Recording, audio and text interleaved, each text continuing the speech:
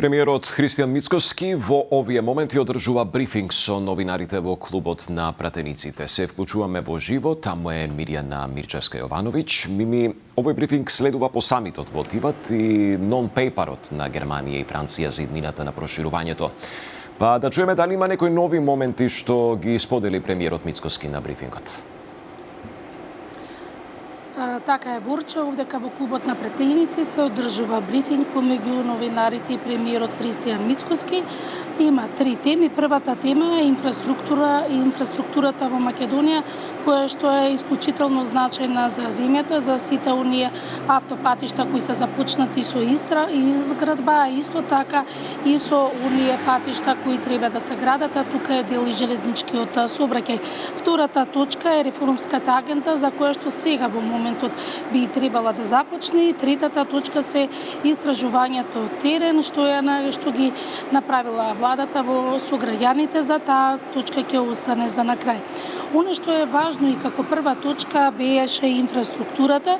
Според премиерот Мицкоски е задоволен како иде изградбата на патот Кичево-Охрид и до 8 септември како една оптимистичка варијанта се очекува да се изгради и да биде готов патот од Кичево до Охрид, а веќе во втората фаза се очекува да продолжи изградбата на Ивандол до Охрид, каде што се очекува до јануари 2027 година како оптимистичка варијанта, но не се исклучува да биде тоа и во наредните месеци. Оно што како посебно се стави и другите автопатишта, кои во моментов треба да се изградат 6 автопатишта, а подоцна рече дека ќе објасни и за останатите делници. Оно што исто се посочи од претходните изградби на патот Охрид-Кичево е дека имало големи исплати на аванси, како што е примерот од 350 милиони евра се потрошиле за аванс, а не се добиле никакви услуги, што според премиерот е голема загуба за буџетот. За него исто така најважно е што во целиот овој процес на изградба на патиштата фокус ќе се стави на домашните компании, како и позајмици и од домашните банки.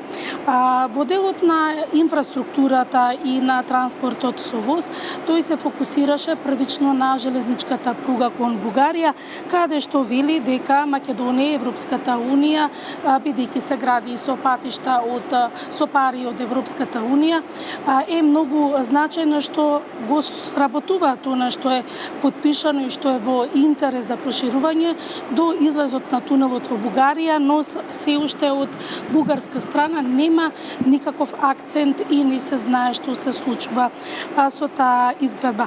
Многу е важно за Македонија да има модернизација на пругите веќе кои ги има.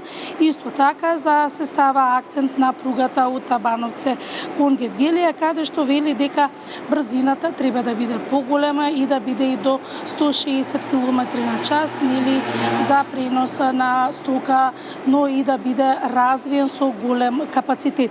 Многу интересно е она до каде што, нели, пред да се вклучиме во вестите, е дека премиерот Мицкоски даде и нова локација за изградба на клиничкиот центар Мајка Тереза, која што со години се бараше за локација која што ќе биде, нели, во склоп со целата инфраструктура на граѓаните и во Скопје, но ќе биде поврзано и со инфраструктурата на обиколницата од кај ќе доаѓаат, нели, граѓаните од другите градови. Како локација за сега е локацијата пред салата Борис Трајковски, каде што е приватно земјиште и се преговара со собственикот на земјиштето за откуп и изградба на новиот клинички центар.